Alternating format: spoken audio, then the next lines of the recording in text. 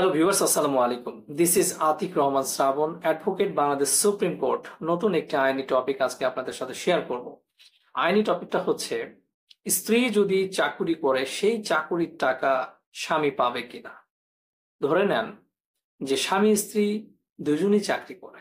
তো এখন স্বামীর বক্তব্য হচ্ছে স্ত্রী যে ইনকামটা করছে ওই ইনকামটা থেকে আমাকে দিতে হবে। এখন স্ত্রীর বক্তব্য হচ্ছে আমি কষ্ট করে ইনকাম করে আমি তোমাকে এই টাকা দেব না। আসলে এই পরিস্থিতিতে অনেক সময় দেখা যায় সংসারের মধ্যে কিন্তু ব্যাপক আকারে ঝগড়াঝাটি, তারপরে একেবারে অনেক সময় দেখা যায় যে ডিভোর্সের মতো সিদ্ধান্ত কিন্তু অনেকেই নিয়ে থাকেন। একটা বিষয় হচ্ছে, পুরুষ ভাইদেরকে বলবো, একজন স্ত্রীর ভরণ পোষণ, একজন স্ত্রীর সন্তান অর্থাৎ আপনাদের সন্তান, স্বামী স্ত্রীর সন্তান, সেই সন্তানের ভরণ পোষণ স্বামীকে বহন করতে হবে।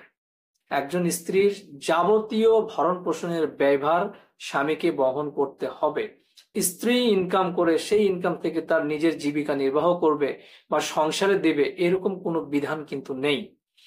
তবে একটা বিষয় হচ্ছে, আমরা যদি এমনিতেই মানবিক দৃষ্টিকোণ থেকে দেখি যে যদি কোনো স্বামীর বিরুদ্ধে মানে এরকম কোন স্ত্রী অভিযোগ করেন যে আমার স্বামী আমাকে ফোর্স করছে, জোর করছে দেওয়ার জন্য, এটা কিন্তু সমীচীন নয়। পাশাপাশি আমি এটাও বলবো যে দেখেন, সংসারটা কিন্তু দুজনের। স্বামীর যদি এটা সম্ভব না হয়, সংসার চালানোটা হিমশিম খেতে হয়, সেক্ষেত্রে আমি স্ত্রীদের প্রতি অনুরোধ এই কারণে রাখবো যে দেখেন, আপনার হয়তো সামান্য একটু প্রচেষ্টা, সামান্য একটু সহযোগিতা, এটা এই পুরুষটাকে অর্থাৎ আপনার স্বামীকে অনেকখানি রিলিফ দেবে। ও আপনি যদি একটু কন্ট্রিবিউট করেন সংসারে, হয়তোবা উনি সংসারটাকে আরো সুন্দরভাবে চালাতে পারবে।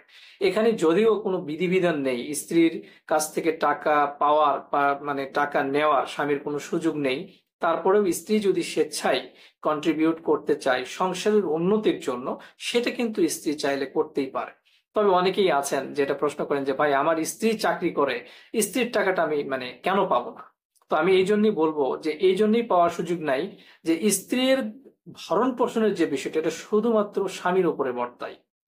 স্বামীর ভরণ পোষণ কিন্তু স্ত্রীর উপরে বর্তায় না। সুতরাং এই প্রশ্ন আপনারা নেক্সট টাইম কখনো করবেন না।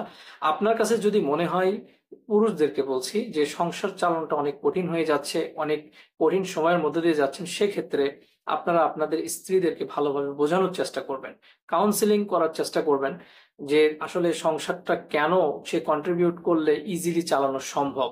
যদি আপনার স্ত্রীকে আপনি ঠিকঠাক মতো বোঝাইতে পারেন, আই হোপ সেখান থেকে একটা পজিটিভ রেজাল্ট আপনি পাবেন।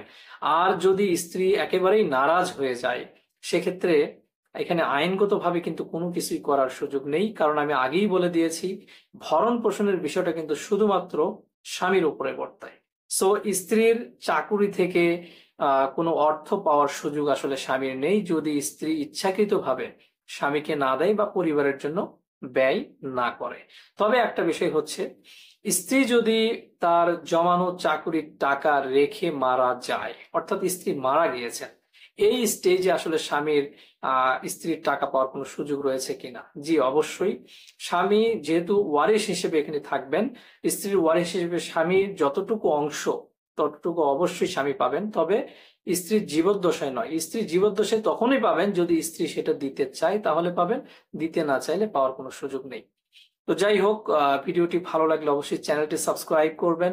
কোনো প্রশ্ন থাকলে কমেন্ট সেকশনে কমেন্ট করে জানাবেন। ভালো থাকবেন সবাই। আসসালামু আলাইকুম।